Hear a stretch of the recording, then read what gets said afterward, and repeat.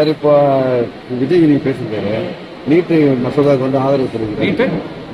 நீட்டு வேணான்ற மசோதாவுக்கு ஆதரவு தரேன். மசோதாக்கு ஆதரவு தரேன். ஒன்றிய அரசு குறிப்பிட்டு நீட் மசோதாக்கு எதிர்ப்பு தெரிவித்து பேசியிருக்காரு. நடிகர் திரு விஜய் அவர்கள் மக்களை சந்திக்க வேண்டும்.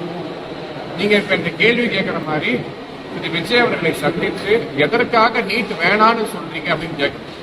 அதற்கு முன்பாக நீட்டுக்கு ஃபுல் ஃபார்ம் என்னன்னு அவர் கேட்கணும்.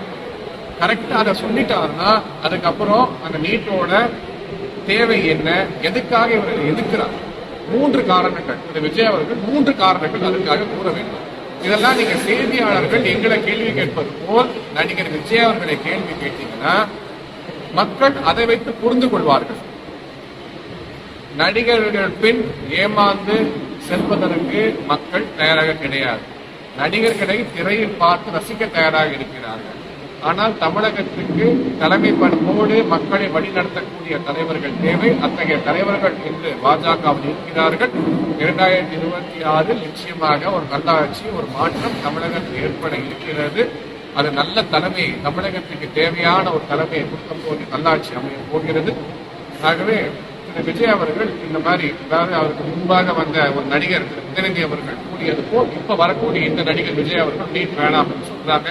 இந்த கட் காப்பி பேஸ்ட் பண்ணுவதெல்லாம் நிறுத்திவிட்டு ஆராய்ந்து உண்மைத்தன்மை புரிந்து நீட் எதுக்காக கொண்டு வரப்பட்டது, நீட்டோட முக்கியத்துவம் என்ன என்பதை புரிந்து கொண்டு அவர் ஒரு பண்போடு பேச வேண்டும் என்று அவரை நான் கேட்டுக்கொள்கிறேன். அதே போல கல்வி வந்து மாநிலத்தில் பண்ணாரு, மாநில கொள்கை கொண்டு வந்தாரு.